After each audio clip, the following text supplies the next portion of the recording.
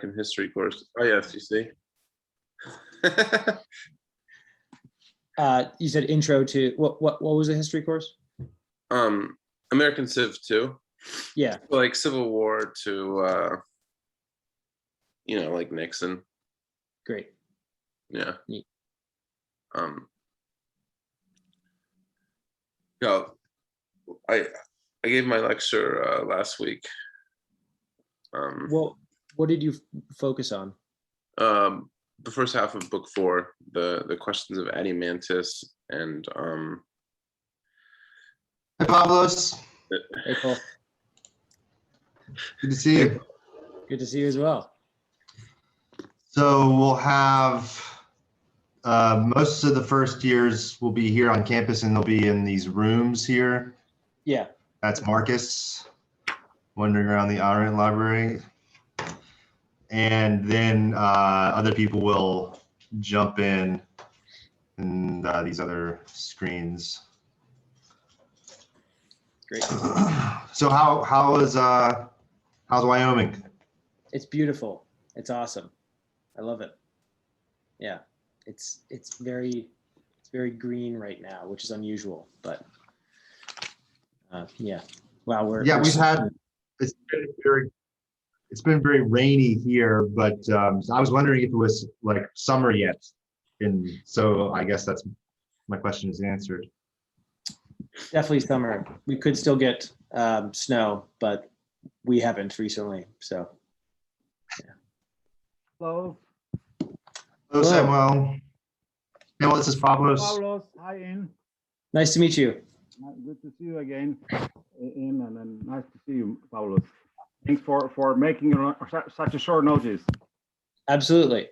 Yeah. Let's see, the students are coming soon. Mm-hmm. I will listen to your lecture, but then I had to leave, so don't see it as something rude. I had to leave earlier. I'll forgive you for it. Yeah, thank you. Well, once you come to Bratislava, I'll compensate. Great. I'll hold you to that. Yeah, all right. Okay. And where are you now physically? In Dallas? I'm in Wyoming. Oh, that's right. That's what Cole said. Mm-hmm. Yes. Yeah. So it must be actually quite early there, right? It's 9 in the morning, so it's not too bad. Not so bad. Okay. Yeah. So this was the first time I've read, this is my first time reading Republic since we did it in the IPS program way back when. Yeah. And I had forgotten kind of how crazy book 5 is. That's where a lot of yeah. Most of the craziness is in book 5. Yeah. Yeah. I need to get my book now that I think about it. Yeah.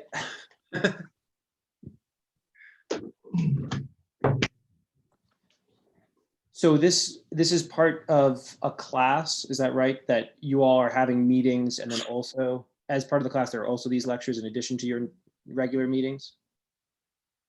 Right. We are doing Republic intensive. Normally, obviously this is normal for me, but my understanding, and Samuel can maybe explain it better, but normally it would have happened in January, but because of the lockdowns and things, we moved it to May so that we could do in-person classes. Mm-hmm. And the government finally relented and let us do that, so it's been great. It's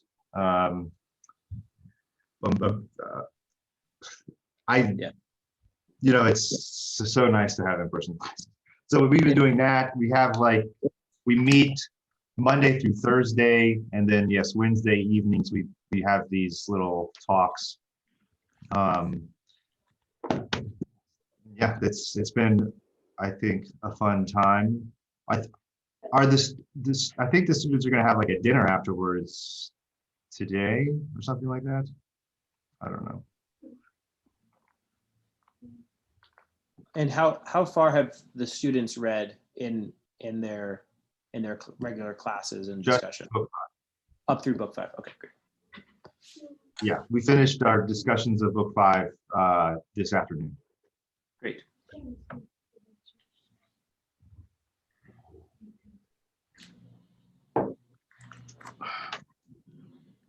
And when you wrote your dissertation, Pavlos, was it on just the laws, or did you also do Republic? I didn't really touch the Republic. I set up the question for the laws by looking at just bits and pieces of Apology, Symposium, Gorgias. But I don't think I discussed the Republic at all. Maybe in passing, but I don't remember doing so. Yeah.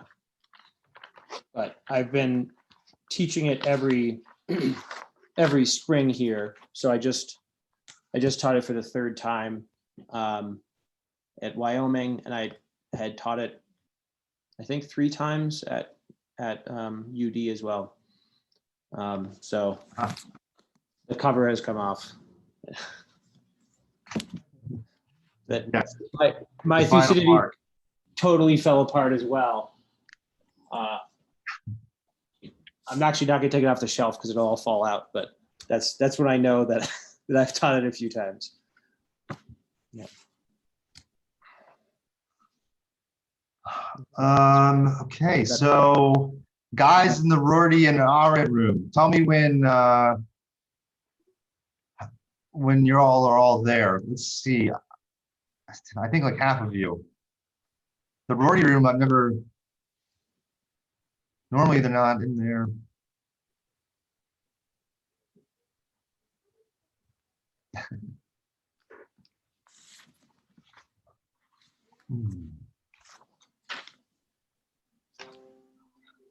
Hello, hello.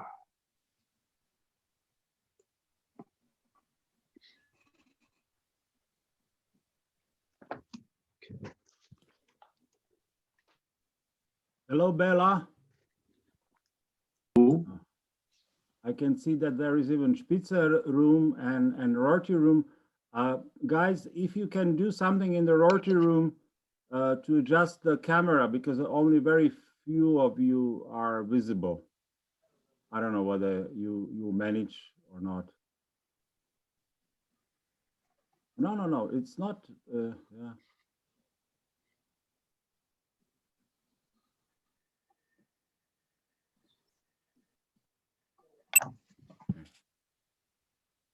That's fine.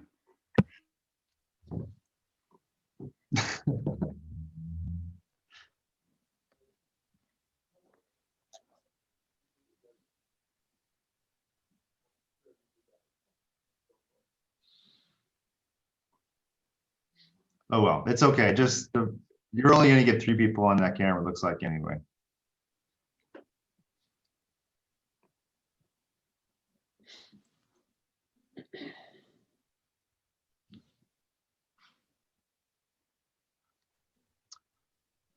All right, well, I'm going to go ahead and introduce our speaker, Pavlos Papadopoulos.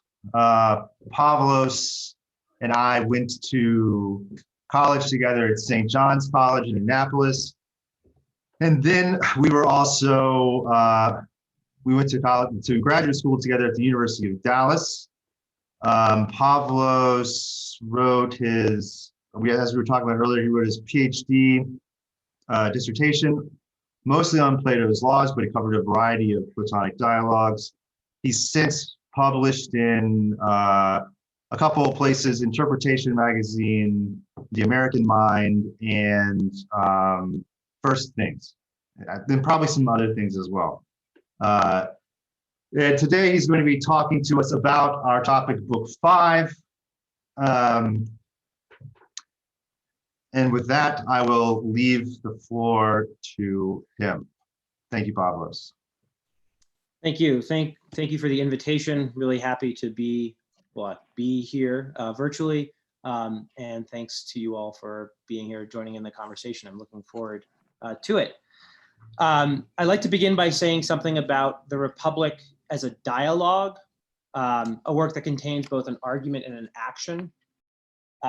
ideas as well as drama. I'm sure this is something you've been noticing since you've been reading Plato, but please indulge me as I go back a little bit. Plato chose to write dialogues, not treatises or essays. There's an old story going back to antiquity that before he met Socrates, Plato wanted to be a poet, but that he burned all of his poetry after he met and talked to Socrates so that he could follow Socrates and instead become a philosopher. I think what he really did is instead invent a new kind of poetry or a new kind of literature, the philosophic dialogue, which is both philosophy and literature, containing both things said and things done. It's almost as if Plato decided to rewrite the Homeric epics, the epic poems, but instead of being focused on the speeches and deeds of warriors like Achilles and Odysseus, we have the speeches and deeds of Socrates, the philosopher. I think whenever we're reading Plato, we need to pay attention to both the speeches and the deeds, the things that are being argued and the things that are done and that happen between the characters. And the Republic itself is a very dramatic text. It begins with action, not with speech. Socrates tells us when he's narrating in the first sentence that he did something. He descended or went down to the Piraeus with Glaucon to pray to the goddess and to see a new religious festival. And it gets even more dramatic right after that. Just when Socrates and Glaucon are turning around to go back up to Athens, they're stopped. In fact, the first words spoken by anyone in the dialogue are the words of the slave boy who has been sent to stop Socrates, who grabs his cloak and says, "Polemarchus orders you to wait." That's striking. Speech, which for a philosopher should be used in pursuit of the truth, first appears in the Republic in the service of power. Speech, which should be the means by which the philosopher ascends from opinion and darkness to truth and the light, first appears in the Republic as a command directed against the philosopher, against the man whose whole life is dedicated to the love of wisdom. What follows, of course, is a mixture of playfulness and seriousness. Polemarchus and his friends, gang of young men who outnumber Socrates and Glaucon, jokingly threaten Socrates with physical force unless he hangs out with them for the night. This is Polemarchus's way of inviting Socrates to dinner. And when Socrates points out that he could try to persuade them to let him go, Polemarchus responds that persuasion assumes goodwill on the part of the audience. So please have goodwill towards me. Polemarchus can merely refuse to listen to Socrates' persuasive speech and it'll have no effect. The philosopher, and by extension reason or wisdom itself, seems powerless before the brute force of superior strength and numbers. The impasse is broken by Adeimantus, who catches Socrates' attention by saying that there will be a torch race on horseback as part of the festival for the goddess, and Polemarchus adds another incentive. If Socrates comes over for dinner, he can do what he loves to do most. He can have a conversation with the intellectually curious young men of Athens. Socrates then seems to have been persuaded rather than compelled, but compulsion enters back into it at the end of the opening scene of the Republic. Glaucon says, "It seems we must stay," and Socrates compares the outcome of the conversation to a resolution or official decision of a political assembly, in which he has been outvoted and is obligated to obey the majority. All this drama at the beginning is not just Plato's way of keeping us entertained. It has real meaning to it. Polemarchus's name in Greek means warlord. So the first scene of the Republic dramatically illustrates the fact that philosophy, represented by Socrates, and the power of the city, represented by Polemarchus and his gang, do not normally or naturally coincide. Instead, Socrates, the philosopher, is compelled to obey the city, whether or not the city is wise. And yet, this is not merely a tragedy. Polemarchus, representing the power or forcefulness of the city, is interested in Socrates. He's inviting him over for dinner, after all. And Socrates himself is interested in Polemarchus and the other men like him. Perhaps then there's some way to establish a good or mutually beneficial relationship between the philosopher and the citizen, or even the city as a whole. That is the hope which is raised by the beginning of Book 1 of the Republic, and yet it is also just demonstrated just how deep the divide is between the truth-loving philosopher and the power-wielding city. Book 5 is another dramatic high point in the dialogue, and its drama refers back to the very first episode. Socrates is arrested for a second time on the first page of book 5, and again compelled to change directions. Instead of the slave boy grabbing Socrates' cloak, it's Polemarchus who grabs Adeimantus' cloak.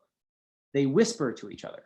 Socrates can only hear a few words and form a conspiracy with one another and with the rest of the men to compel Socrates to talk about what they want to hear. Socrates, at the end of book 4, had said that they were finished describing the well-ordered city in speech, which is the analog to the well-ordered soul. He had said that it was time to describe poorly ordered cities and souls, so that they could at last compare the just city and the just man to the unjust city and the unjust man, to see which one is better. Plato is going to get to that, but what Polemarchus and Adeimantus and the rest of the men do here delays that part of the conversation until book 8. Books 5, 6, and 7 are all the result of the interruption here, the second arrest of Socrates. It's quite a delay. As Socrates says at 450a, "What a thing you've done in arresting me. How much discussion you've set in motion, from the beginning again, as it were, about the regime I was delighted to think I'd already described, content if one were to leave it at accepting these things as they were stated then. You don't know how great a swarm of arguments you're stirring up, what you are now summoning to the bar." What I want to point out here is that there is perfect unity among these men in compelling Socrates to change his direction. We learn that Thrasymachus, who has been silenced since he was humiliated by Socrates in book 1, is still there, listening to the conversation. Apparently he never left. And now he speaks up to add his vote to that of the others to compel Socrates to explain the sexual and familiar relationships in the city and speech. Book 5, which contains perhaps the most extreme arguments for political unity ever made in the history of philosophy, begins dramatically with unity among the men to whom Socrates is speaking. All these men are of one mind in telling the philosopher, who has, since he defeated Thrasymachus in book 1, been in charge of the conversation, maybe ruling the conversation, to tell him what he should talk about next. Okay, let's set aside the dramatic opening of book 5 for now. I think the interruption of Socrates and the unity among the characters is somehow significant for the argument of book 5, but let's come back to that after we've gone through the argument itself. Socrates is compelled to explain something that he said in passing back in book 4, that women and children in the best city will be in common. What he actually does in book 5 is much more than merely explain some overlooked detail from the earlier discussion. The 3 waves of radical reform described by Socrates in book 5 increase in apparent absurdity, but even the first one meets great resistance from his interlocutors. Only the second wave is clearly related to what he said before. This is the women and children being held and raised in common, and thus what his interlocutors might have expected. Socrates calls them waves because he expects each of them to be met with a wave of laughter or ridicule, or even hostility. But through these waves, Socrates did not just fill out the details of the regime described in books 2 through 4. Rather, by the end of book 5, he has transformed the city and speech and its ruling class. And along the way, he has prepared his interlocutors for the philosophic core of the Republic, which comes in books 6 and 7. The first wave is that women must not be excluded from the guardian or goltso class on the basis of their sex. Rather, just as the man who keeps dogs use the best female dogs as well as the best male dogs, so similarly, there is no reason in principle for the city not to use the best women in the city in the best roles that they can serve. Perhaps we could call this Socratic feminism, but we would have to be careful in using that contemporary term. Socrates is not calling for the liberation of women for the sake of their own personal fulfillment. Rather, as with everything in this imaginary city, every individual citizen is treated as a part of the whole city. That said, there are a few things worth noting about Socrates' discussion of female guardians. First, he meets a fair bit of resistance from Glaucon, who starts the conversation thinking that women and men are entirely different in their nature. Socrates shows him instead that they are similar in some respects and different in others. And the way in which men and women differ is, according to Socrates, strictly anatomical and functional. or at least he proceeds on the assumption that all differences between men and women must be traced back to the specific difference in the role that the male and the female play in sex and reproduction. In other words, Socrates views sex differences in a strictly empirical or observational way.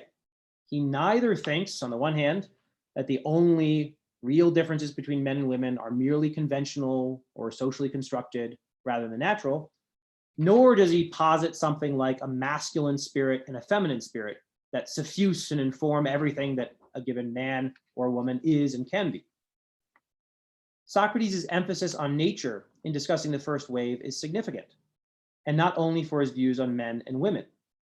In his argument, he points out that Greek customs and conventions have changed over time. The Greeks used to exercise while clothed, but now they exercise in the nude. Pointing this out is a kind of preparation for the philosophic exercises he is going to put Glaucon and Adeimantus through in the books to come. He shakes up their preconceived and strongly held but unreflective views about women. Having unsettled these prejudices, Socrates can proceed to lead the men to an even deeper understanding of nature and how its teachings differ from those of custom. The second wave is that the family must be abolished. Monogamous marriage ties are replaced with an elaborate and rigged lottery, the effect of which is to institute a program of eugenics. In Greek, that literally means good birth or good breeding, so that the best male citizens are matched or bred with the best female citizens as often as possible. Whereas in the first wave, Socrates' argument proceeded on the basis of what is natural as opposed to conventional, as well as the advantage of the city, of having the widest pool of potential guardians to draw from. Here in the second wave, the emphasis is on the city's need for unity. This is a logical extension of the noble lie that Socrates described at the end of book 3. The noble lie, remember, had two parts. The first is that every citizen was born and was educated under the soil of the city. So the soil of the city is the true mother of every citizen. The second part is that the gods have mixed into the souls of every citizen a certain metal, which denotes the quality of soul and thus the appropriate class in the city for that citizen. The effect of the noble lie is similarly twofold. The first part instills solidarity in all the citizens, and the second instills hierarchy. Socrates also said at that time that sometimes a gold-souled baby is born to a bronze-souled parents and vice versa. The abolition of the family, here in the second wave of book 5, seems like a logical way to realize both parts of the noble lie from book 3. The autochthonous birth of the citizens is more plausible if their natural birth has been obscured by separation from their birth parents. And having a common rearing from birth will enforce a uniformity on all the citizens that's impossible if each is raised in his or her individual family. And this common rearing smooths over the separation of gold-souled children from bronze-souled parents. Everyone's separated from their parents.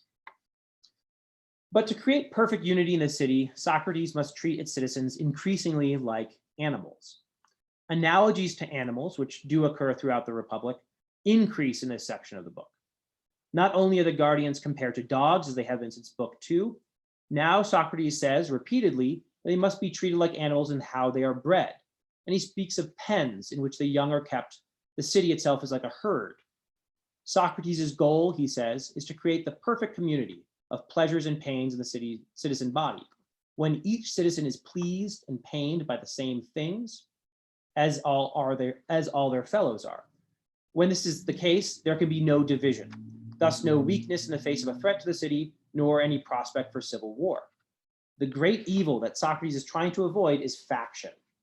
He has already, through the noble lie, attempted to secure a perfect community of the minds of the citizens in their attachment to the city and to one another, an agreement about what role each class should play in the city, and thus perfect agreement and consent to either rule or be ruled depending on one's station.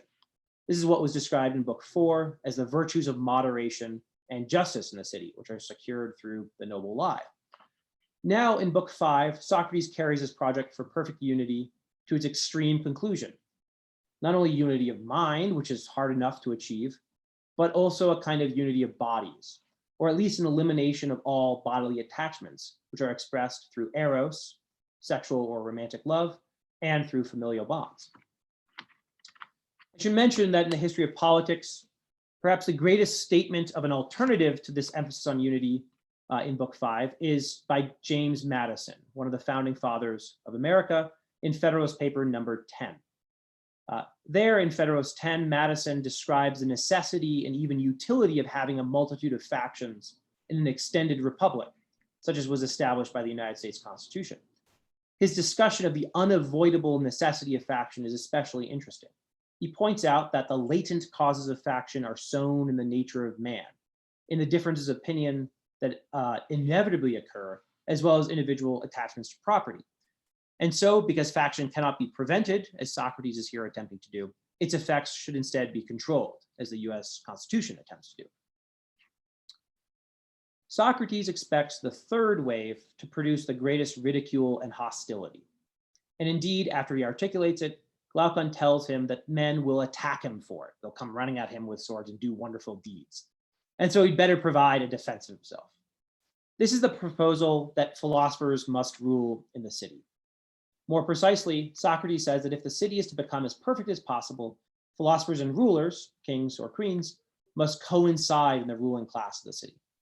It's not enough, in Socrates' view, for any given philosopher, such as himself, to be given power, to be put on the throne and become king. Instead, these two distinct natures, the philosophic nature and the kingly nature, must be made to grow together, somewhat like the two natures required for the guardians in Book 2, the gentle nature and the harsh nature, were made to grow together through the musical and gymnastic educations. All of this leads to a discussion of what a philosopher is, which begins at the end of Book 5 and continues through Books 6 and 7, where we get to see a description of philosophical education that builds upon and goes far beyond the musical and gymnastic education of the guardians from Books 2 and 3. What should we think of these three waves? I've already commented a bit on the difference between the first wave, female guardians, and alternative ways of thinking about men and women. Let me note about the second wave that this is one of the places in the Republic where it is hardest to remember that this is all supposed to be an analogy for the individual soul. The sheer amount of detail that Socrates lavishes on the relation between men and women in this city is baffling if his only purpose is to describe the soul. How exactly is this supposed to translate into the individual soul? Are there male and female parts of myself that I need to trick into breeding with one another against their consent so that my soul improves in the best way? Can this translate to the individual soul? I wonder what's going on here. This is one of the places where I think Socrates cannot merely be discussing the city in order to understand the individual soul. There must be some actual political teaching here. But that doesn't mean it's a straightforward political teaching, as if what Socrates said here was meant to be a manifesto for overthrowing and refounding Athenian society to create this perfect communist utopia. At the very least, let me suggest that the detailed project for reforming a political regime is fascinating to ambitious young men like Glaucon and Adeimantus. So at the very least, it may be more than this, but at the very least, by discussing the city in speech, Socrates has fired their ambition and motivated them to be invested in the conversation, which is ultimately about how to be a just man, which is to say, the very mundane sounding task of minding your own business. As for the third wave, as soon as we start talking about it, we realize that Socrates has transformed the city in speech. Let me go back now and point out that there are four more or less distinct cities over the course of the discussion of the Republic. This isn't original to me. Other scholars have noticed this. Here, we have just begun to discuss the fourth and final city, a discussion that will only be complete in Book 7. The first two cities in speech appeared in Book 2. When Socrates first founded the city in speech, while talking with Adeimantus, he described what he called a city of utmost necessity and the healthy city, or the true city. This was the simple, rustic, traditional community, almost too small and static to really deserve the title city, in which every citizen practiced a single art that only provided for the strict necessities of life.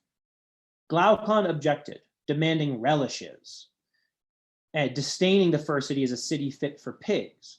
And Socrates relented, allowing Glaucon to found the second city, the feverish city, which brought with it all manner of new goods and evils, luxuries and unnecessary desires, but also the kind of high culture and civilization that the first city lacked. This in turn led to the need for a warrior class, the guardians, in order to serve the exaggerated desires of the feverish city. And it was in the course of a discussion of their education, which Socrates conducted with both Glaucon and Adeimantus in turn, that they together founded the third city, the so-called purged city. This third city was discussed between books 2, 3, and 4. And it's the city that Socrates had said he had completed before he was interrupted at the beginning of book 5.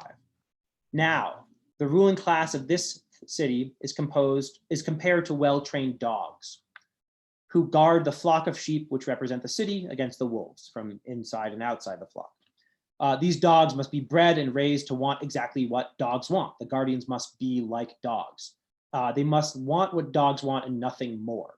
They must want the necessities of life and a pat on the head and the reassurance from the owner that they're a good boy for having done their work well. The odd thing about this discussion of the ruling class of the purge city is that there's no one really to serve the role of shepherd. The guardians, or gold-souled rulers, as described in book 3, are just the best of the auxiliaries or silver-souled warriors. It's like the best sheepdog get to be shepherds, but there's no distinction in kind between sheepdog and shepherd. No one receives an education fit for a shepherd. The end of book 3 describes how the best of the auxiliaries will be promoted to guardian.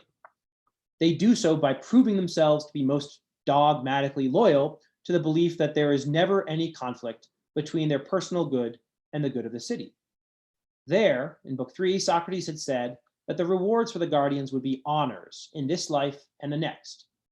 But nothing flashy, no gold or silver, only the consoling knowledge that they have true gold and silver in their souls. This discussion, the end of book 3, then culminated in the noble lie, which taught the rulers, or dog-like guardians, that they needed to treat the sheep of the city like their brothers and sisters. That was the first part of the noble lie. Thus, in the purged city that was completed in book 4, the motivation for the ruling class is first, a bare bones form of honor. You get all the necessities provided for you. You get to live in a kind of military camp and people honor you, but they don't give you nice things. And secondly, conviction in the noble lie, belief that the noble lie is true. The rulers of the purged city, in order to be good rulers, must believe in the noble lie. Book 5 then raises questions about the noble lie. If the true rulers of the city are going to be philosophers, the essence of which we learn at the end of book 5 is the desire for knowledge of truth rather than mere opinion, are they going to believe in the noble lie? Furthermore, we should ask, are philosophers motivated by honor, like the dog-like rulers of the third city were? Here's what I think is going on. There has been a regime change in book 5. This is a new city we're starting, what Socrates will eventually call Callipolis, the beautiful city or the noble city, which is ruled by philosopher-kings who are themselves dedicated to the very highest things, wisdom and the good itself, not political power, not honor, and are thereby most highly qualified to rule the city. Socrates realizes the deficiencies of the noble lie and the regime in which sheepdogs rule over the flock of sheep without any shepherd to direct them. The discussion of the philosopher-kings as true guardians of the best city requires a new education, the philosophical education that will be described in book 7, an education fit for shepherds who can supervise the spirited warrior class. In this way, book 5 anticipates the philosophic core of the Republic, the great discussions of the nature of the philosopher and his place in the city, and his relationship to political power, which will be given in books 6 and 7. In retrospect, we can say that the purged city discussed in books 2, 3, and 4 is ruled by the warrior type, what Socrates will later call the timocracy, ruled by the middle element of the soul of spiritedness, which loves honor, whereas the beautiful city that he begins to describe here is the regime that truly deserves to be called an aristocracy, a rule of the best, a rule of the highest element in the soul, reason, which loves wisdom. To conclude, let me return to the drama of the dialogue. Book 5 began with a new beginning, a repetition of the action of the opening of the Republic, and a perfect unity among the characters, a unity that was manifested in their decision to compel Socrates, the philosopher, to speak about what they wanted to hear. Unity was the great imperative of the second wave of book 5, and all 3 of the waves contributed to unity of purpose under the rule of the philosopher-kings. This is, in a way, what Socrates has accomplished in the conversation. In book 1, after being compelled to come to the house of Polemarchus, he turned the conversation in the direction he desired, to talk about justice. Cephalus was talking about all kinds of things. The conversation could have gone in a million directions. They could have talked about the nature of the afterlife, what it's like to be old, how you should use money, and so on. But Socrates narrowed in on justice. And then, after having defeated Cephalus and Polemachus in argument, he tamed his greatest rival, Thrasymachus, his great rival for the job, who's going to be the teacher of the youth of Athens. Socrates thus established himself as the indisputed teacher of the young men of Athens and the leader of the conversation. He made himself into a kind of philosopher-king of the conversation, and he consented at the beginning of Book 2 to restart the conversation at the request of Glaucon and Adeimantus. Now, at the beginning of Book 5, he has created perfect unity among the men in the conversation, and they have deployed that unity against him, it would seem, to compel him to explain the place of women and children in the city. So there's an apparent paradox here. Here, as in Book 2, where Glaucon corrupted the healthy city, Socrates, the philosopher-king of the conversation, must compromise with his interlocutors.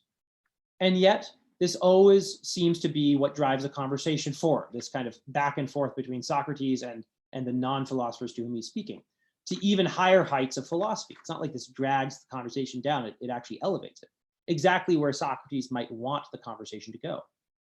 By turning to this relationship between the characters, we see that the kind of philosophic rule Socrates exercises is not an autocracy, as it might seem from Book 5, which requires treating the citizens like animals. Instead, Socrates, in his conversation with Glaucon and Adeimantus, if this is an example of philosophical rule, if Socrates' conversation with these men exemplifies philosophical rule, then philosophical rule requires treating other human beings like semi-divine beings, whose souls, not only their faculty of reason, but even their lower, other parts of their soul, their desiring and spirited parts, have a role to play in the communal philosophic quest for truth. It is because Socrates has stirred up the souls of these ambitious and high-spirited young men that he is able in Book 5 to point their desires beyond what they think they want most, honor or wealth or sexual pleasure or material goods, and direct them instead to the life of philosophy, the quest for truth. Thank you. Thank you, Pavlos. So we'll start with questions. Bella has a question. All right, Bella.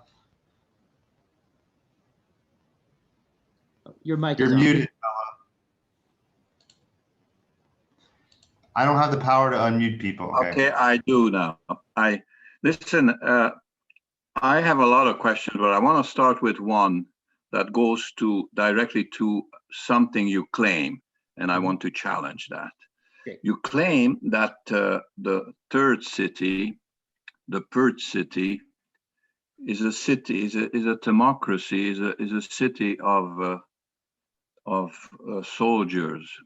I think there's deep problems with that claim because A, what's the point of the city soul analogy if not to argue that just as in the city the wise rule, in the soul wisdom should rule? So I think there's a lot of evidence that in fact it is the philosophical types, the guardians, the true guardians who should rule.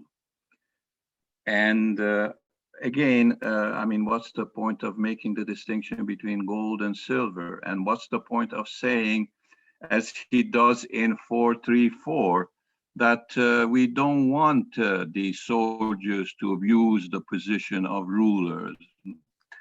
So I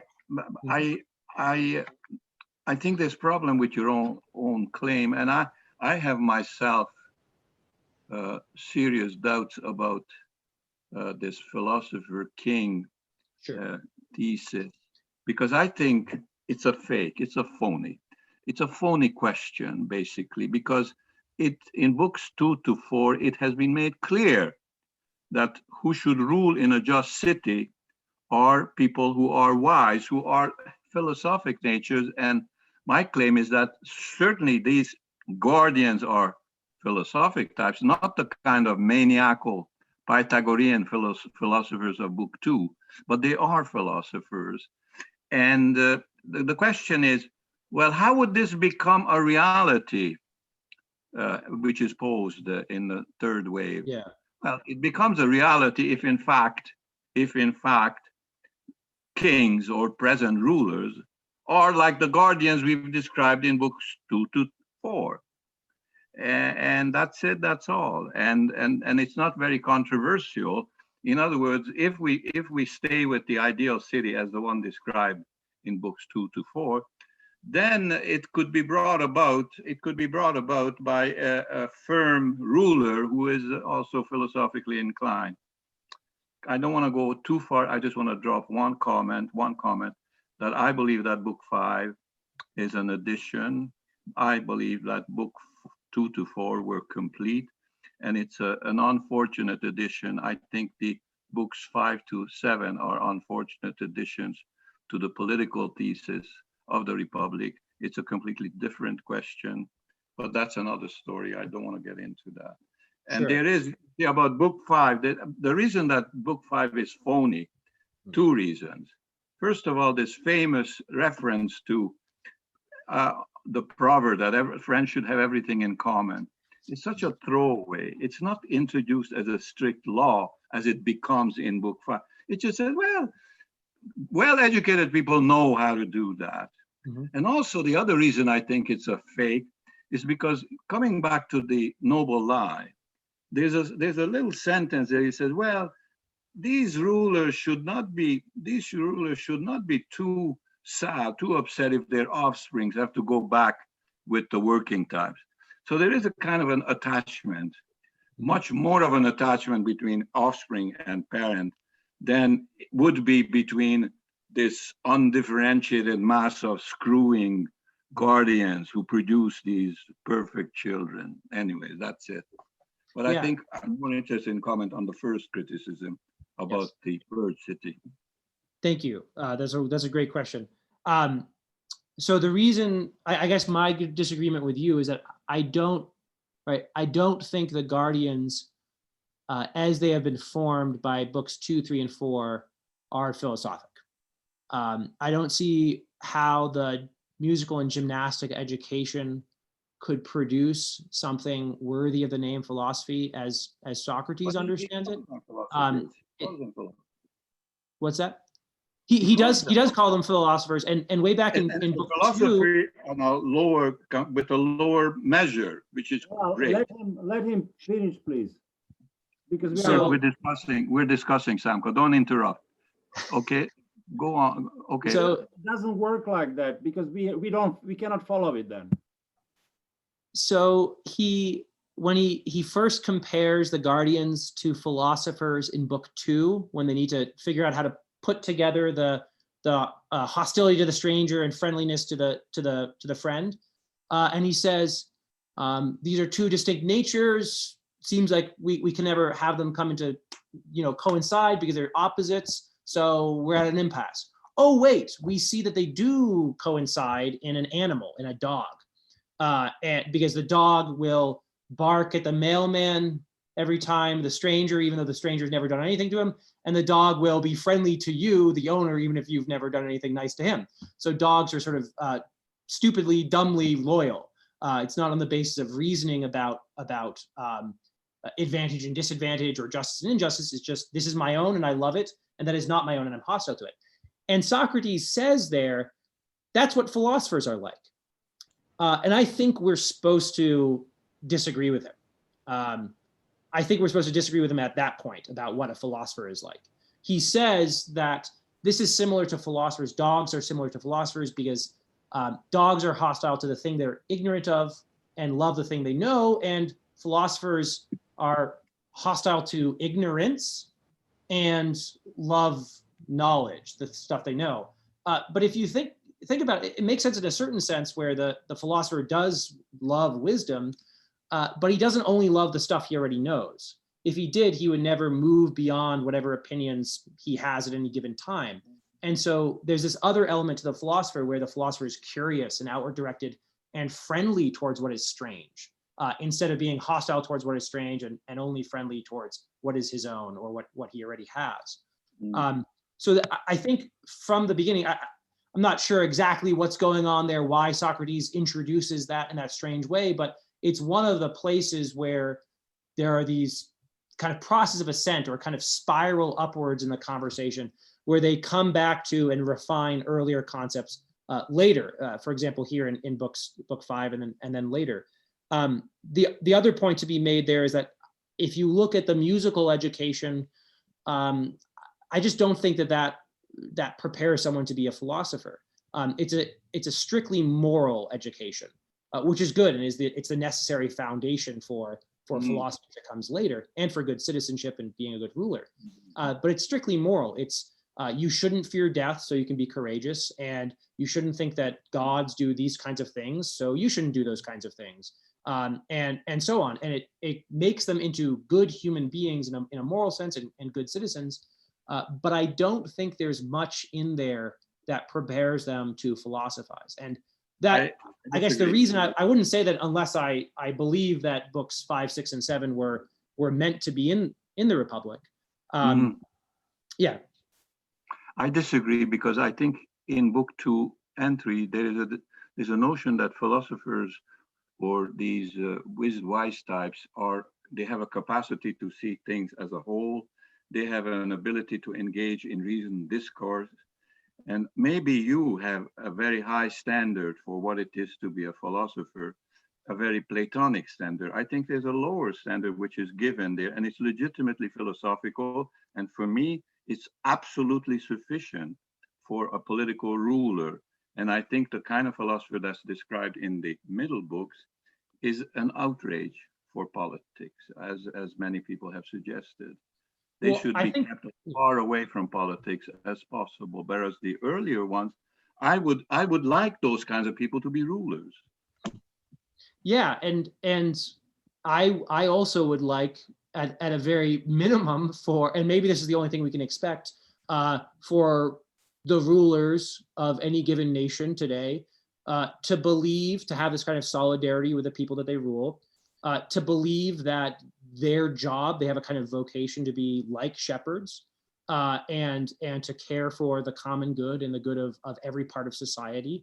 And the noble lie is the device to accomplish that. And I think it's a very good device. But Socrates is also pointing out that this is not the be all end all of human life. He had said all the way back in book 1, there was this nice little digression in his conversation with Thrasymachus when Glaucon jumped in, and Socrates had said, he was talking about why people rule. And he says, everyone rules for a wage. It's either getting money or honor or to avoid a penalty. And Glaucon said, what do you mean avoid a penalty? What are you talking about? And Socrates said, to avoid being ruled by those who are worse than them. It seems in the discussion in books 2, 3, and 4, that the ruling class, what they're ruling for is honor.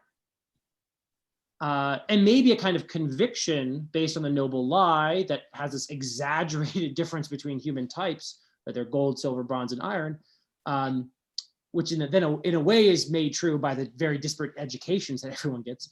But the ruling class, I think, is still ruling for honor, at least in part.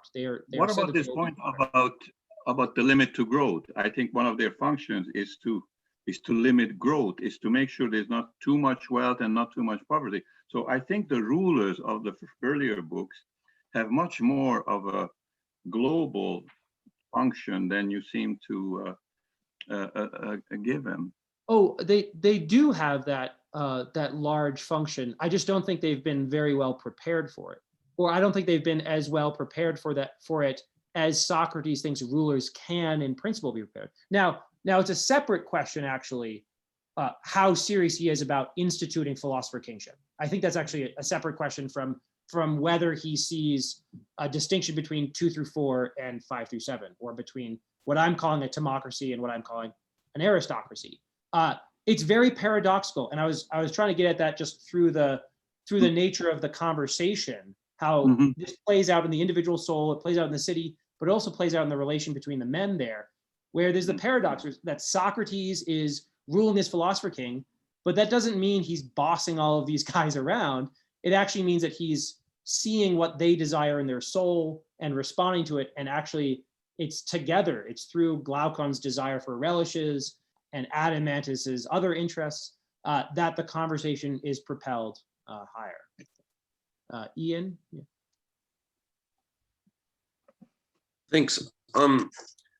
Regarding this shift, the regime change shift, I think that's pretty persuasive, but not obvious, and it obviously is a controversial point you're making. So I want to ask about its lack of being obvious, or just, you know, why. Well, between the healthy city and the feverish city, Socrates very clearly was like, these are two different cities. So I wondered if you had any suggestions as to why, if you're right, as indeed I think you are, this regime change is shifted so quietly, or yeah, you get what I'm asking, I think. Yeah, it's gradual, right? It's kind of drawn out because you start, and it's very sly on the part of Socrates. You start book 5 saying, you know, the guys are in the corner kind of giggling and whispering about, they want to hear about sex. Yeah. Right. That's what happens at the beginning of book 5. Tell us about how sex works in this city. And then Socrates says, okay, we'll do that. We'll talk about women and children. By the way, you're getting more than you bargained for. We're gonna talk about female equality before we talk about keeping all the women and children in common. I don't think they expected that. Glaucon certainly didn't expect that. And then that third wave is again unexpected from the perspective of book 4, or the very beginning. It seemed like the city was perfect. It seemed like the city was complete. He was going to talk about the deficient forms, and that was the aristocracy, but it gains this new meaning. Yeah. So why is it gradual? Not entirely sure. I might let me suggest this. I think there's more continuity between the interests of spiritedness and the interests of logos than there might seem. Paying attention to the dialogue, the way in which the spirited young men in their spiritedness propel Socrates to go further into this discussion, the way that Glaucon stands up at the beginning of book 2 and says, we're not satisfied with this, and Adeimantus sort of has the courage to condemn the entire tradition for miseducating the youth. All of that leads to these great, profound philosophical conversations about the nature of truth and reality and the human soul and so on. And it seems like Socrates, I guess what Plato is getting at through that drama is that you can't just have one part of the soul separate from the others and be a philosopher. You're still in, I mean, this might be controversial because Plato is famous for being a dualist and so on, but it seems like you're still in you have the whole soul, maybe even the whole body. And in order to make progress in philosophy, you have to have that spirited element. Socrates himself says, he apologizes at various points for getting indignant on behalf of justice, or getting indignant on behalf of philosophy and sort of saying too much. And he says really wonderful things in those passages that he apologizes for.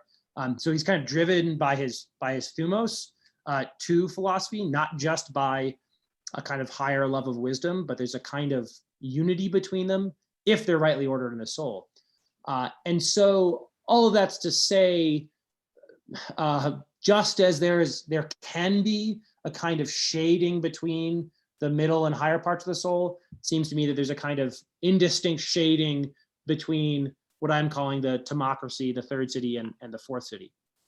I don't know how convincing that is. There's probably better ways to argue for it, but yeah. Well, could I ask a quick clarifying question then? Do you think Glaucon and Adeimantus think or acknowledge that there's been a regime change, or is that gradual continuity shift? Do you think they think it's just a clarification? That's good. I can't think of any passage where it's obvious that they are recognizing this. Which that might be important. I mean, that might be a really good suggestion, the question that you just asked. In other words, it might be that Socrates needs to lead them carefully and quietly to this higher regime.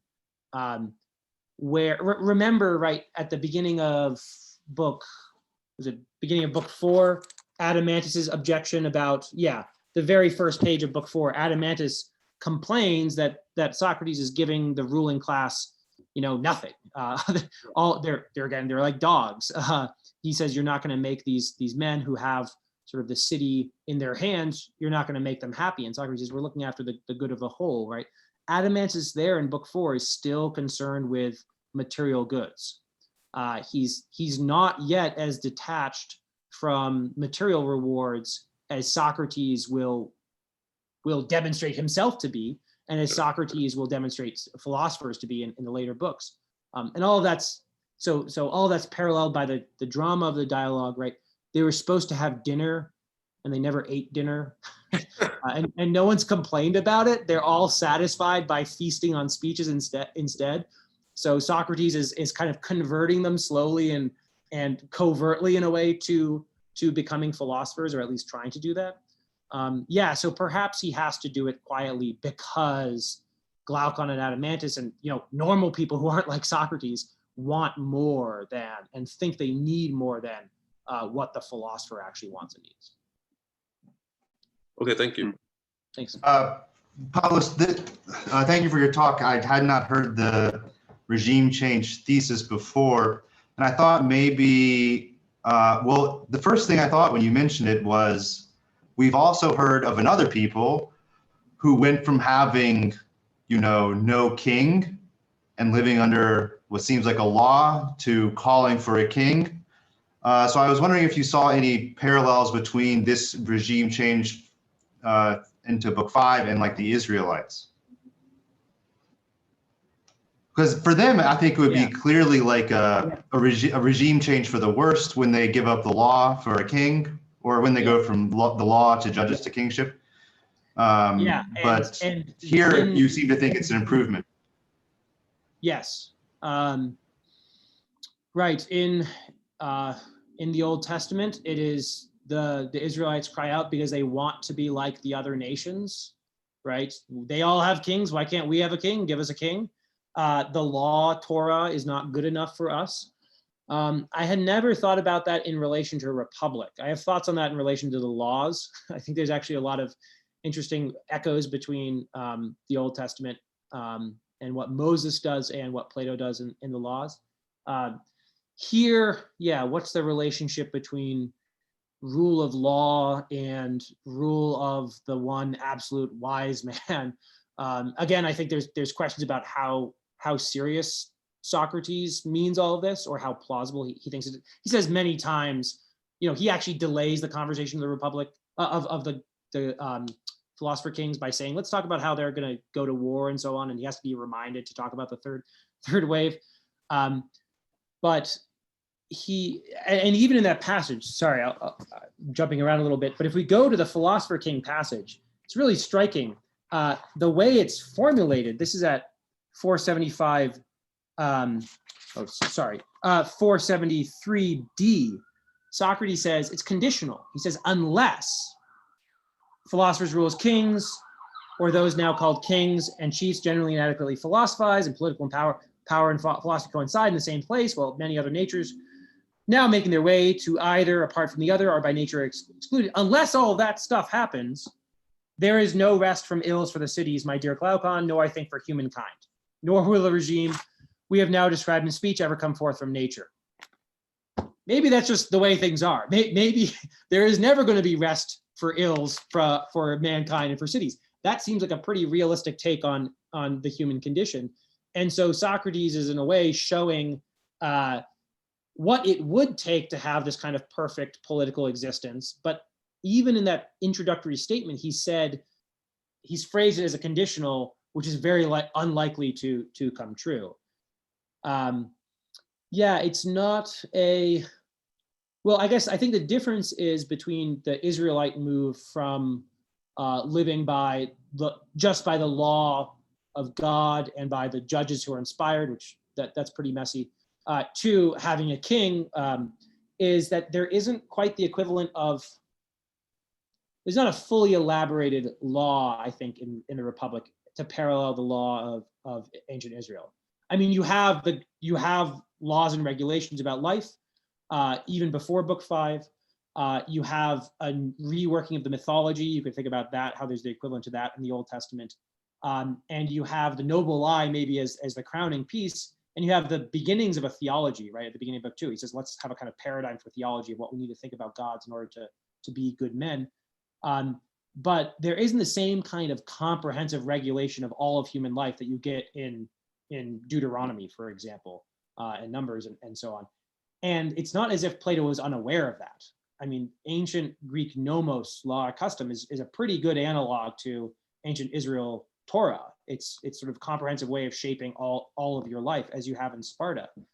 What we have in the move from books 2 to 4 to books 5 to 7 is actually a kind of move from a Spartan regime, as Socrates will call it in book 8. He says the timocracy is a Spartan regime, and there's a lot of similarities between what he says in books 2 through 4 and Sparta, where you have a warrior class is ruling, and they have no personal property, and they have no wealth, and so on, and they're encamped like a military camp in the middle of the city.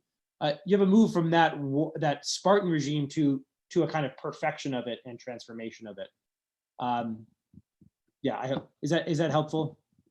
I hope so. Yeah, I think it's helpful. I think it's, I have not, this is the first time I've thought of this, but I would assume that there is maybe something interesting to be found out to see why in Plato, what looks like something like a culmination might be considered very differently in the Jerusalem tradition of the West. Well, even despite the fact that this is being recorded, let me go on record with my craziest idea about this that I haven't really written down. But it's that, so everyone thinks that, right, book 5 is extremely unrealistic, and it is, but it can be made realistic if you just change one thing, or maybe more than one thing, but one major thing, which is get rid of reproduction, or outsource reproduction. And then you can have actually real historical, currently existing examples of long-lasting communities that are kind of built on the model of book 5. I'm talking about the monastic tradition. If you read like the Rule of Saint Benedict, there are some really interesting, I don't think in any way intentional or conscious on the rules on the part of Saint Benedict, but parallels between the monastic order and the regime described in book 5. The big difference, and this is crucial, is that you don't have eros, right? You have chaste monks or nuns or whatever it is, and you have, instead of a philosopher king, you have an abbot ruling over the novices and the other monks in the abbey, and everyone is ordered towards a common highest good, right? Contemplation of God and prayer and work and so on. And there's no private property, right? There's a kind of community of interest that's possible. Now, it's not possible to do so, it seems, if you still have the element of eros manifested in sexual desire and in reproduction and in families. That's the big stumbling block in book 5. Although interestingly, Socrates says that it's philosopher-kings that are going to bring the greatest hostility and ridicule, and maybe we should talk about that. That's a separate question. But I just think it's interesting that for the last 16 or 1700 years, there actually are communities that are somewhat similar to this, changing the very, very crucial thing which creates the greatest obstacle, which is the body. So you need to have a kind of diminished concern for the body, as in a certain way you have in monastic orders, and you need to outsource reproduction. You need to have the outside society take care of babies and children and marriage and so on.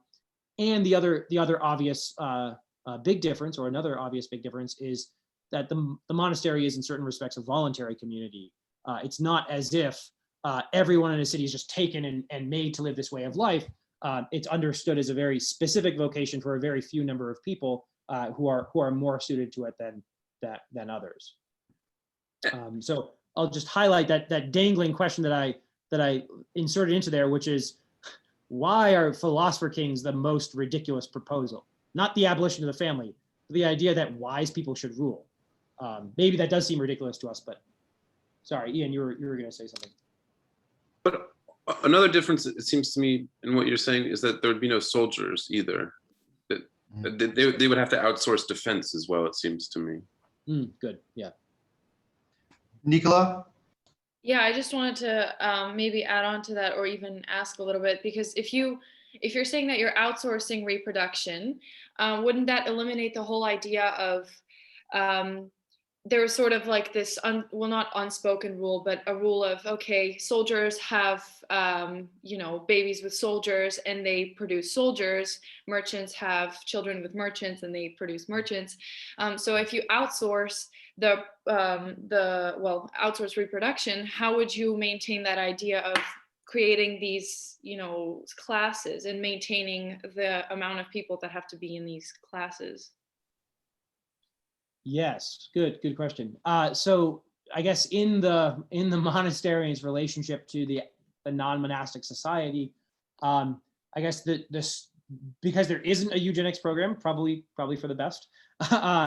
There is instead, right, the process of discernment of what is my vocation in life. Is it my vocation to become a religious? Is it my vocation to become married? Is it my vocation to whatever, be a teacher or carpenter or whatever? There isn't that same kind of breeding program directed towards producing the best in a kind of physical manifestation, right? The attention to eugenics, right? The emphasis on eugenics parallels the strictly physical discussion of the difference between men and women that Socrates makes. And there's so much language about the body in Book 5, and there's this kind of obsession with the body. And it's the great obstacle to making all this come into being, and so it needs to be addressed. Yes, yeah. So there isn't that same kind of principle that will produce the same people. Instead, you have the process of discernment of your vocation and sort of certain vocation paths understood by all as being open in some way. Yeah, does that answer your question? Yeah, thanks. I have a question, if I may ask a quick question. I'm not clear about this. What were the family relations in Sparta? Because in a sense, as you say, the description of the city up to Book 4 resembles Spartan city. And just as in Sparta, we had the rulers, guardians live in barracks, so they do also in Book 2 and 3. So I wonder, do you know about how the relationship was there an abolition of the family in Sparta too for the ruling class? I don't think so. So partial, not as radical as this.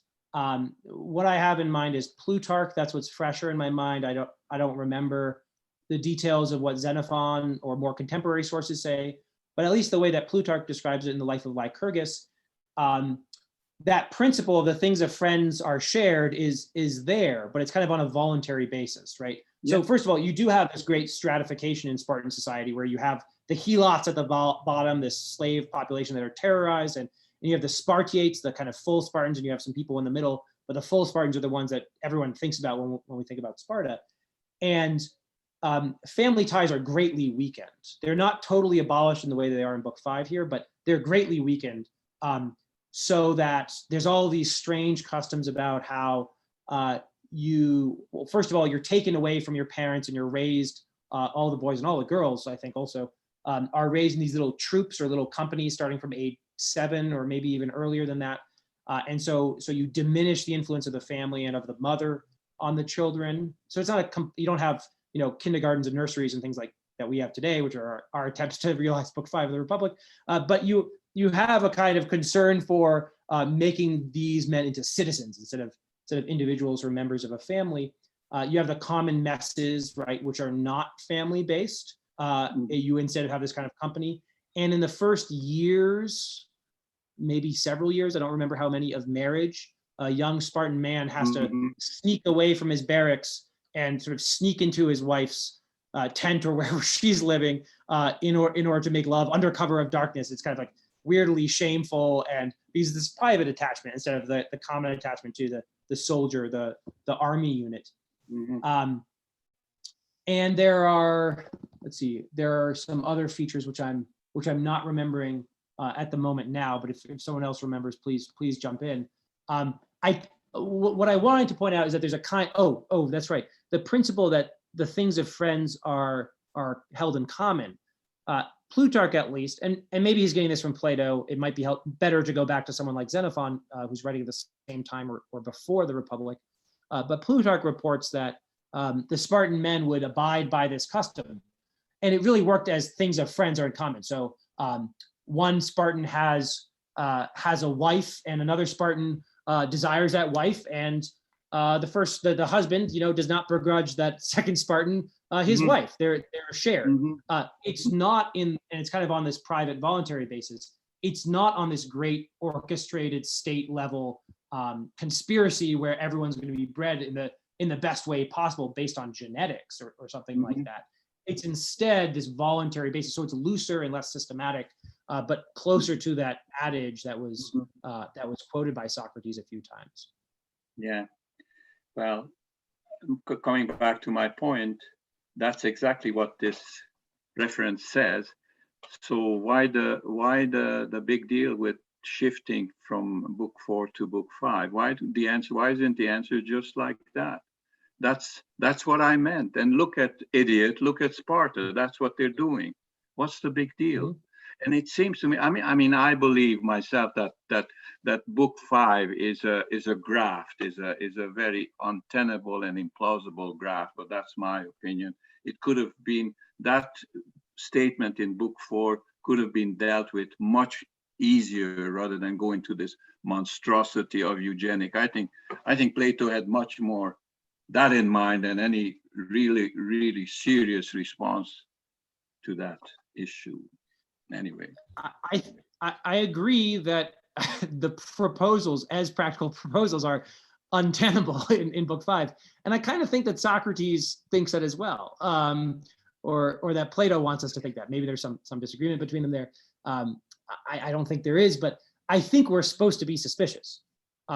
I don't carry that suspicion to saying that the text itself is interpolated or something like that. There are so many connections. If it is an interpolation, it's someone who read the rest of the Republic really carefully and then made it fit in very, very well. Because to me, there's all those resonances forward and backwards. But why would Plato have that in there? Well, there's a few questions, right? There's, what does this tell us about practical politics? And that's where I am skeptical as well as you are. What does this tell us about the soul, or at least prepare us for more things about the soul? And this is, I think there are a lot of ways in which this prepares for 6 and 7, which we really need if we're going to see what a philosophic soul is. I don't, that's still our disagreement.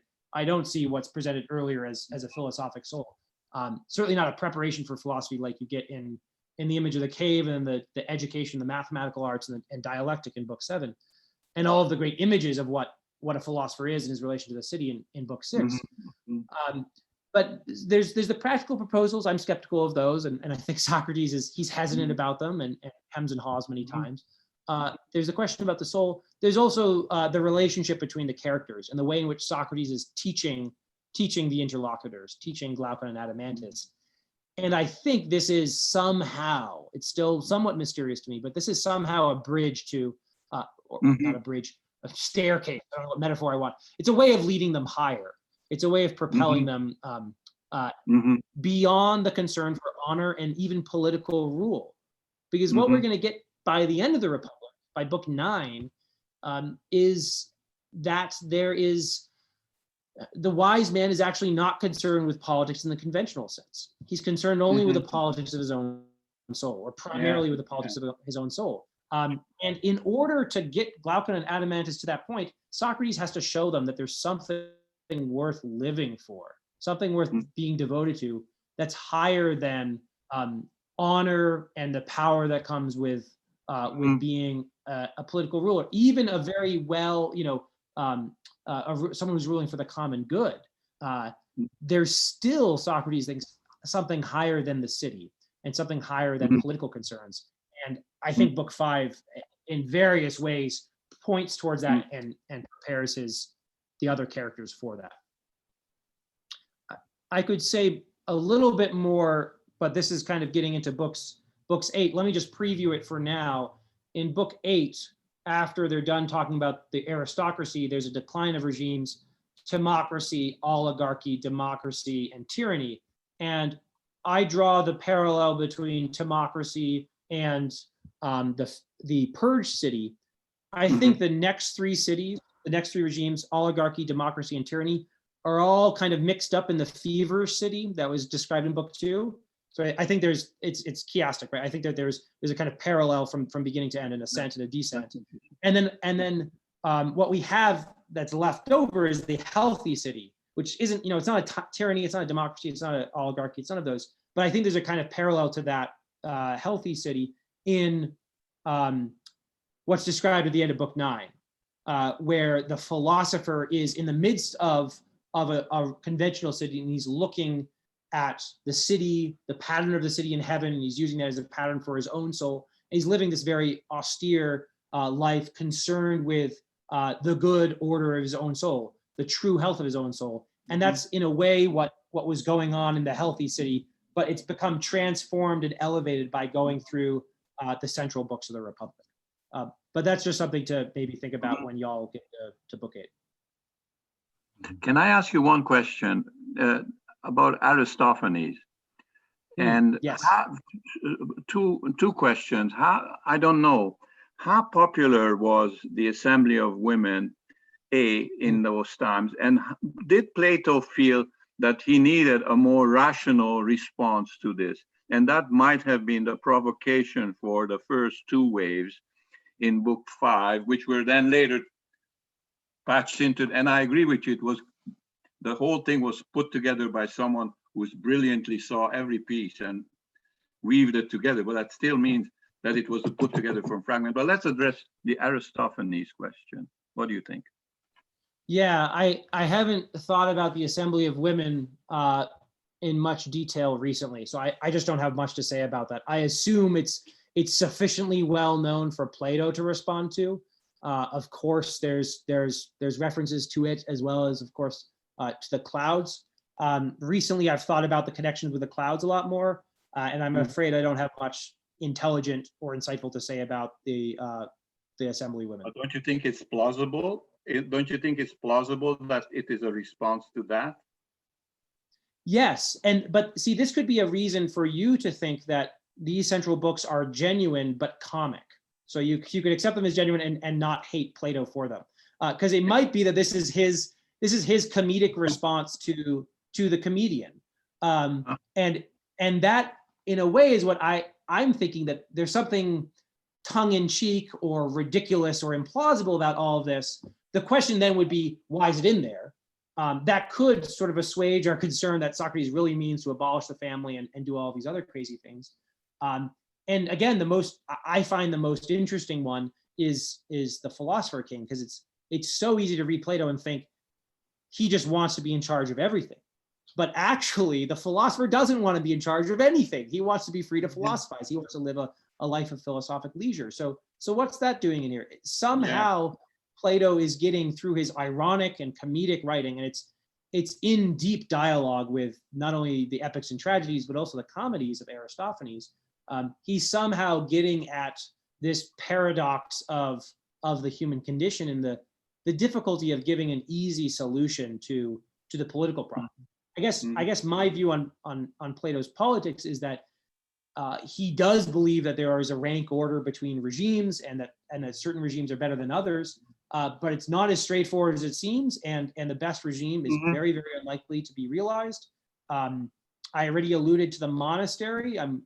This is me at my craziest. I'm working on this connections between how what Christianity understands by the city of God in heaven or the monastery is something that Plato might look to and say, yes, that's what I was writing about, and that's what I thought was so implausible. You need a kind of transformation of heaven and earth in order to make that possible, but it's desirable to have this total community with one another. We just can't realize that in our current condition, and yet I see something based on the human soul and human nature that makes this desirable, even though it's not desirable under current conditions. So yes, I think that it's good to think about that connection, and the result of doing so will lead us to ask, what's Plato doing with his comedy? Just as Aristophanes has these deeply serious purposes when he writes his comedies, what's Plato's serious purpose through his comedy, and what does its comic elements do to our evaluation of its practicality or its significance? Can I ask? I'm still here, Pavlos, but I'll, Very good. we had a discussion actually within last week about the noble lie and philosophers, and then of course the kind of a one reaction is of course that philosopher-king would be one who would issue those noble lies. You know, he would be in charge. But considering what we were just saying, that well, that's the last thing what philosopher wants to do, to rule. In a way, you have to provide some kind of lie, whether noble or other, that he should stay and go back, let's say, to the cave and rule. So what's the status of the noble lie or lie with respect to philosopher-king? Good. I agree that the philosopher-kings, once we get them in book 5, would be issuing the noble lie. The way that the noble lie was issued in book 3 is Glaucon and Socrates, standing outside of the conversation, are coming up with this and sort of providing it for the city. And it's like the theology in book 2, where it's a paradigm. I mean, it's a little bit more elaborate than that, but it's a paradigm where it seems like Socrates is saying, if we're going to make the city work, we are not poets, we're founders right now. And what we're doing is sketching out what its different facets would need to look like. And we're going to need some pretty convincing poets to come along and turn this into a whole mythology for our city. But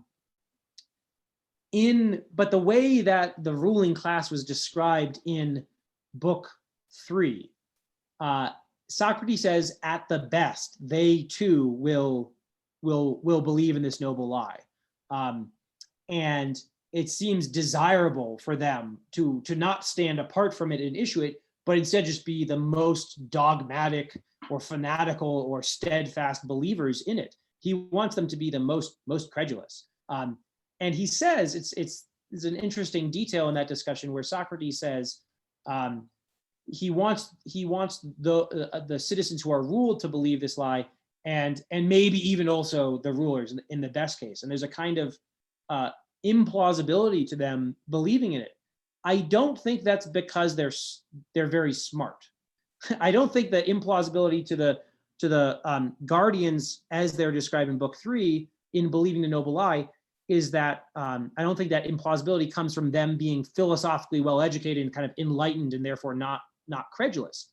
I think it's because of that first part of the noble lie, what it requires of them. It requires them to have solidarity with the people that they rule, with the people who they could very quickly turn around and oppress if they wanted to, because they have all the training and the power and so on.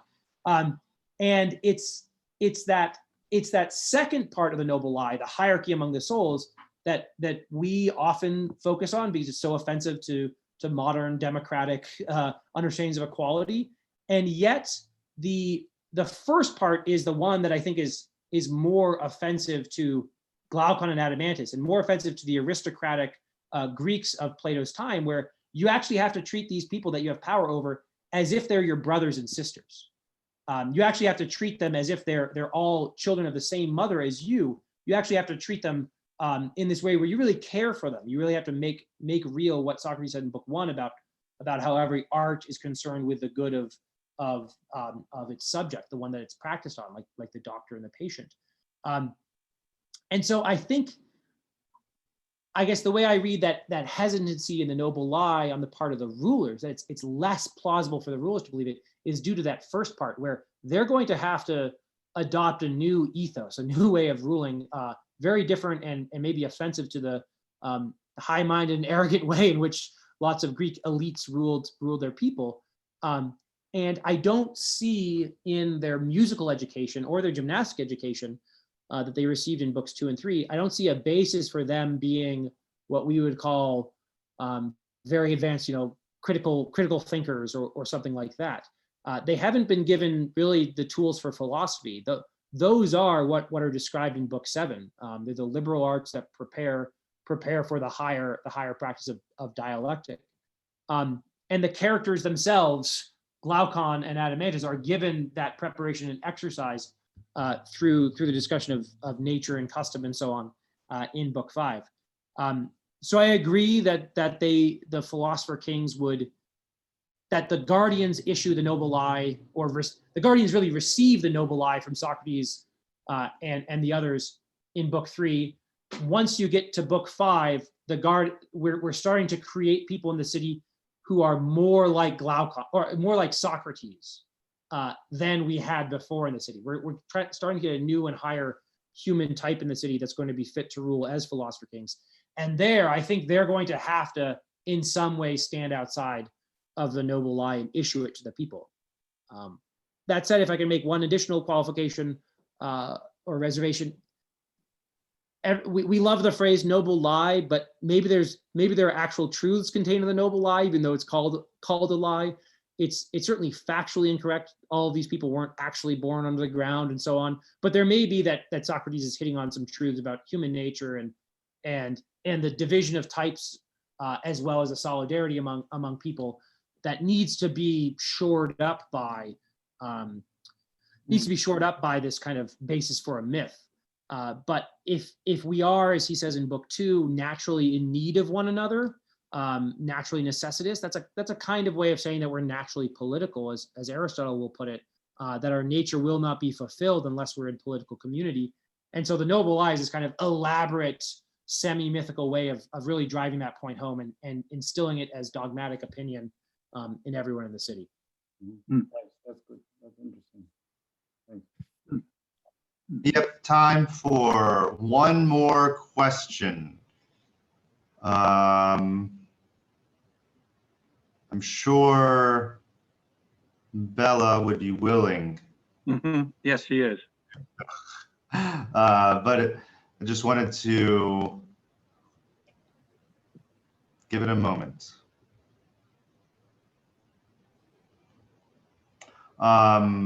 Well, briefly, I'm going to get in one thing that it's not so much a question, but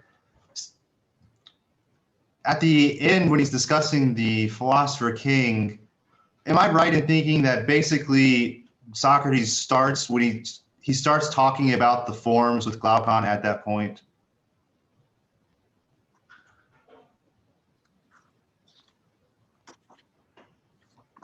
I think so.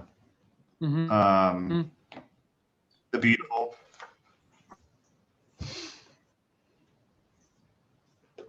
Anyway. Yeah, you're thinking of the very end of book 5? Yes. Yeah, like 479a. Mm-hmm. Yes. I think that's the introduction of the forms. Okay, Bella, take it away. No, it's not so much a question, it's more a comment. Lately I'm absorbed by the statesman, and there is this interesting myth in the statesman where in the age of Kronos, man came out of the earth and they had their shepherds, the gods. They didn't have to take care of, they had no politics, they didn't have to take care of themselves, everything was taken. And then comes the Epoch of Zeus. And this epoch, he emphasizes, is where there's the difference between rulers and ruled is not at all what it was between a shepherd and its flock. In other words, rulers and ruled are much more like one another, he says, those are the words, than shepherds are to their flock. And I'm preoccupied by the question of how the statesman relates to the republic. And I think the previous discussion with Samko and your response to it is interesting, because I think you're right, and the text bears that out. In the first books, it is Socrates and his interlocutors who are the founders of the city. And then once we go into books 5, 6, and 7, we're not talking about founders of the city being outside the city. And that's why I think that the theme of those books is entirely different from the theme of the earlier books. It's the theme is about philosophy. not so much about politics. And I mean, you probably, none of you here would agree with me. I'm hearing you for the past few weeks. But I believe, as many other people believe, that there existed a proto-republic. And the evidence for the proto-republic is that Aristotle doesn't speak about the philosopher-king hypothesis. The Timaeus doesn't speak about books 6 and 7. Aristotle never mentions book 6 and 7. It's very strange. So there is evidence that there existed a version, an early version of the Republic, which contained only books 2 to 4, but that's another story anyway. Great. Yeah. Oh, go ahead, Pavlos. I'll just make a brief response if that's okay. Yeah, you're saying that the emphasis shifts from politics to philosophy. That's right, but I think it's worth bearing in mind that those are both framed within the larger question, which is, what's a good way to live? Is there anything in justice for me? Right? That's the question that is posed at the beginning of book 2, is how should I live? And those are the two options. I mean, those are the highest options, are the political way of life and the philosophic way of life. And so the entire discussion of the Republic, at least as it's restarted in book 2, is what kind of life should I live? And I think Socrates leads his interlocutors through this increasingly refined view of the political life until the central books, where he breaks through and says, man is, in effect, man's a political animal, but he's more than just a political animal. And man's actually made for something that exceeds the city and exceeds that frame of human existence. I don't know. I have thoughts on Aristotle, but for another time. Well, I disagree with you. I think the good life, the question, what is the good life, is answered by book 4. And I think a perversion of the Republic is to think that only a philosophic life is the good life, or that the philosophic life is somehow superior to the good life of everyone else. And to me, that's why I'm horrified, between you and me, by book 6 and 7. I'm a Popperian when it comes to books 6 and 7 and the end of 5. I think it's a totalitarian, fascist aberration. And Plato, as we discussed during my lecture, Plato is led to that because he's a hyper-rationalist, and it is his hyper-rationalism that leads him to this monstrosity. And once he starts talking about philosophy, he gets off the rail politically. And it's got nothing to do with the good life. It's got something to do with philosophy. The good life is right there. And I could defend it as I did. Why book 4, that tripartite decision of the soul and of the city, represents the good life. Well, my only note is that I think it's comic and ironic, so we have to take that into account. But thank you. yeah. All right. Well, let's all go try to live the good life with the rest of our days. Thank you, everybody. Thank you for your questions. Thank you, Pavlos, for your great talk. Good seeing you. Enjoy the Wyoming greenery. Thank you. Nice meeting you. Nice meeting you, Pablo. Very good to talk to you. Thank you for your questions. Cheers. Thanks very much. Bye. Thank you. Thank you.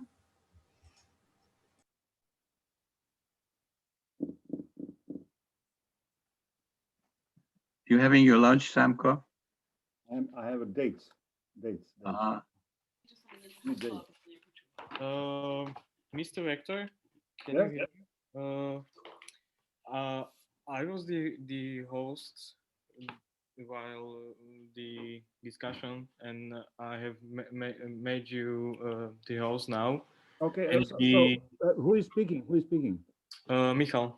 Michal, turn off the recording, please. Yeah, but You don't know how. I suppose that I was supposed